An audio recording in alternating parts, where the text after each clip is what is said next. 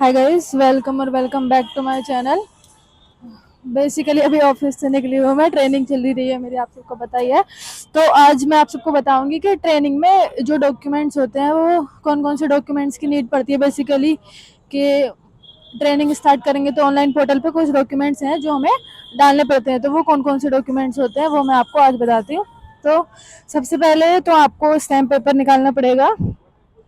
Online stamping से stamp paper आपका निकल जाएगा। जो मिनिमम पीरियड है वो है उसका, सॉरी, मिनिमम जो उसका अमाउंट है वो है 20 रुपीज़। 20 रुपीज़ का वो स्टैम्प पेपर निकलता है। आईसीसीआई ने मिनिमम सेट कर रखा है उसको, और 20 रुपीज़। तो 20 रुपीज़ से वो निकल जाता है।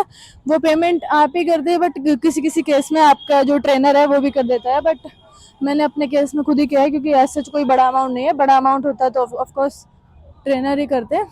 तो ऐसा कुछ बड़ा अमाउंट नहीं था, तो वो हमने खुद ही कर लिया है। उसके बाद आपका क्या होता है, आपका एक ट्रेनिंग एग्रीमेंट बनता है। तो आपका जो ट्रेनिंग एग्रीमेंट होता है वो टाइम टू टाइम ना चेंज होता रहता है। उसकी गाइडलाइंस के अकॉर्डिंग वो सब चेंज होता रहता है। तो उसका आपको ध्यान देना है कि लेटेस्ट हो, क्योंकि अगर आप आउटडेटेड में अपना ट्रेनिंग एग्रीमेंट कर लोगे तो वो जो है उसके ऊपर क्वेरी आ जाएगी। वो आईसीसीआई का पोर्टल जो है एक्सेप्ट ही नहीं करेगा। फिर आपको वापस से सारी चीज़ें करनी पड़ेगी। फिर आपका ट्रेनिंग एग्रीमेंट हो जाएगा। फिर आपको जाके अपने पोर्टल पे जाके ये सारे डॉक्यूमेंट्स वगैरह सबमिट करने होते हैं। वो कुछ बेसिक डिटेल्स वगैरह होती है वो फिल करनी होती है।